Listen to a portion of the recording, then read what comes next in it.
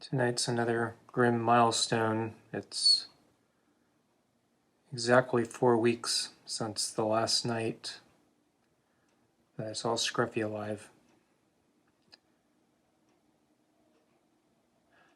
So it's been maybe the longest month of my life. Every day seems to be going very slowly. That first 4 days where Scruffy was missing was the absolute worst. I wasn't getting much sleep, and the days just seemed to inch by, hoping that something would change. But even after I found out her fate, I really haven't gotten better sleep, and the days just still seem to drag on. So it's been a very long month. And then today, of all days, is also the daylight savings time changeover. So I talked about the separate clock I keep for Scruffy's feeding time, and the battery died on that. And I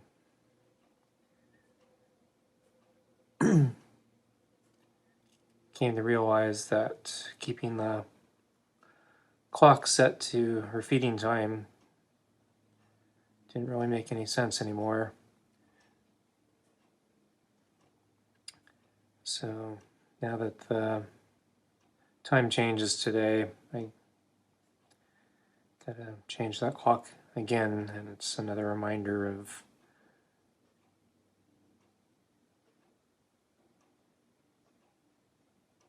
how much has changed.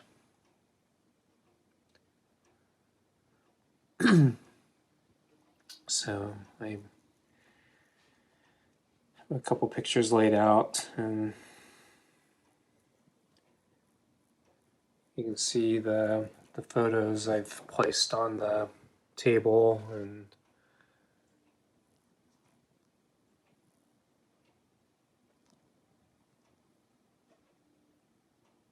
on the deck. And then I have the photo where she waits by the door. So I decided to keep that inside so I don't have to always open the blinds to see her. But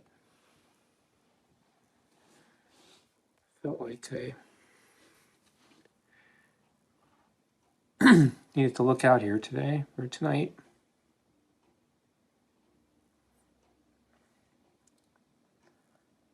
So the weather looks like it's rained a little. I don't think it was supposed to rain. I think there was a hint tomorrow. So it's kind of surprise. But the weather kind of turned bad, I think the day, or it started getting cold the day Scruffy disappeared. So we just got off, I think, another heat wave, and I think it may have been the last heat wave for the year. And I remember getting a little concerned when she was missing that, the weather is turning cool. That was another ominous sign. And then after I learned her fate, it continued to get colder. And some of the nights here, it's actually getting pretty cold myself, and I would think about her, and I would think, gee, I hope Scruffy is using the shelter. And then, remember she's not with me anymore. Hey, Scruffy, I didn't see you there. Were you using the shelter? I didn't see you. Came in that direction. And yeah, actually, just yesterday I was looking out at the other door where sometimes we did midnight snacks, and I, for a moment, saw flickering on the deck, and just instant reaction, instant instinct kicked in, and I thought, hell, maybe Scruffy's gonna come for a midnight snack. And then, the split second later, I remembered, yeah, she's not here.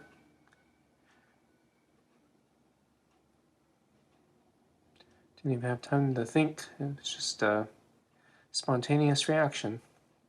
So the flickering turned out to be a tarp waving in the wind.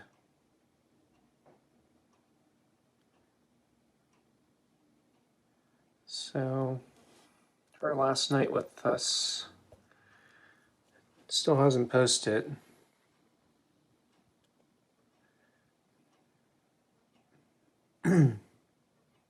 But it was a weird night. I don't like thinking about it because I think there were signs that something was wrong. I think she knew something was up. So the very last moments. So the whole day was weird. She wasn't eating much. I was actually getting a little concerned, but I kind of dismissed it, partly because I think the whole week I was kind of worried about how much she was eating, but I think the night before she finished her dinner, and so I wasn't quite as alarmed. If she had not eaten the night before, I think I'd be a lot more alarmed. And I thought maybe the reason she wasn't eating was mostly just, one, I was feeding her too much, and two, she was protesting or having trouble adapting to the fact that I couldn't leave food out for her when I go back in. So, because the raccoons were making a mess, and you can see the plate there has been knocked over by the animals. You can see the footprints. They've been coming here, although most of this activity has stopped, I think, probably a week after Scruffy's body was recovered. I think I haven't seen much activity with the flour and the plate since then. I think bringing out the food every night brought a new scent, and so the raccoons would come back, but since I stopped bringing out food and they're not finding anything, I think they finally stopped coming. But anyway, to finish the original thought, so I thought maybe Scruffy was having a hard time adapting to the fact that I wasn't leaving food when I go in, and so I thought maybe she was protesting, or maybe she was just getting used to it. She had semi-recently meowed in the middle of the night for snacks, so I thought if she needed me, she'd just meow. Scruffy, it's only been an hour. So I wasn't too worried about getting her more food, Meowing but through the window. On that night, yeah, she barely touched her dinner, and I think she didn't really touch her lunch either. I think, I can't remember.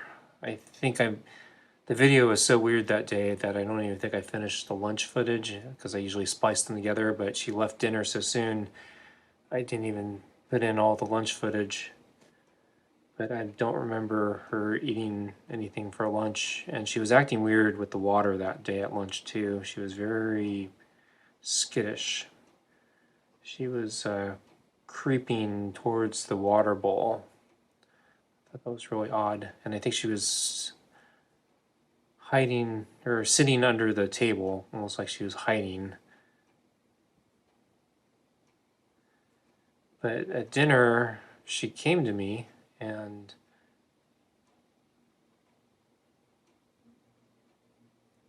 then the weirdest thing, I mean, the whole night was weird. The whole day was weird, but another weird thing was, so usually I put down her food and she goes for the bowl and I brush her. That night she wasn't hungry, but instead of backing away from me and not doing anything because she wasn't interested in the food, she actually still came to me and seemed to like the brush. And so that was kind of a unexpected, pleasant surprise. I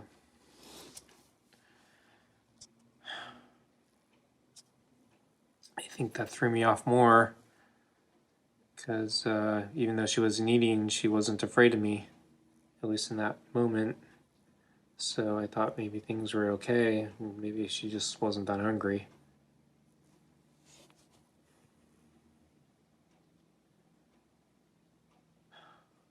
But then the final weird thing was when she left the bowl, she barely touched it. And then she walked around the table and then out into the open section of the deck. And she first went to the left and she looked out the railing as if she was looking for something. And then after a little bit, she moved to the back railing and looked out through the railing again. And I wonder if she sensed that raccoon in hindsight. Then finally she came a little more center into the deck, but she was behind that potted plant. So I couldn't get a direct line of sight from where I was sitting in the chair. So she was facing towards me. I don't think she could see me since she was blocked by the plant, but I think she knew I was there. But I was very confused why she was just sitting out in the open, facing towards me, but with a plant between us. I held out my camera with my arm so I could look around the plant. But yeah, she just sat there, and I didn't know what to do.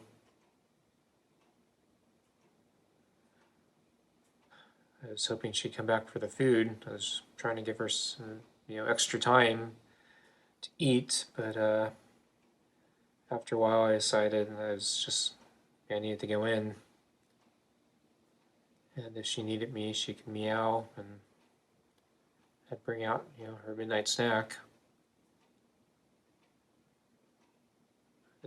That was the last time I ever saw Scruffy. That one frame when I was going in, that's all I have left of her.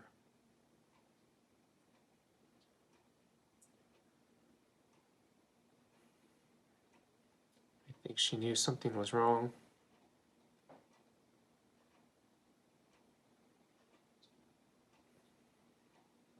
I wish I could have handled that night differently. Not sure what I would have done, but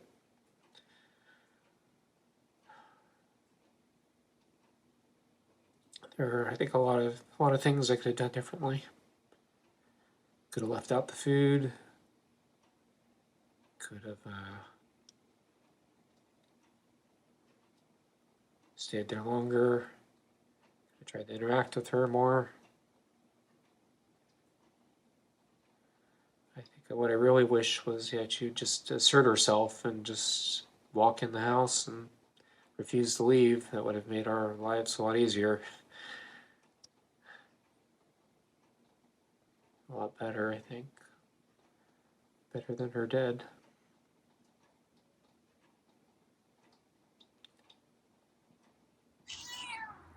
So this is a tough night. Exactly 4 weeks. And 4 more days, they'll be, I guess, officially censored. Pronounced death.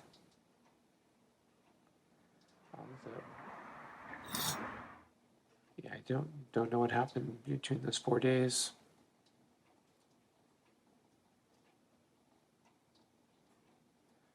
Since she didn't make it back the next night, I still think, yeah, she was probably attacked that night, that first night. But I don't know. It doesn't account for why the vet thinks the kill was fresh. But it was, as I said, it cooled down quite a bit. Starting that night she disappeared, so could be the core weather preserved her body.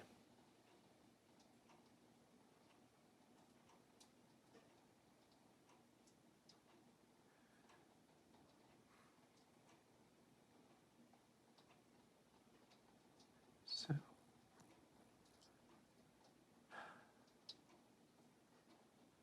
think that's all I have for tonight. Just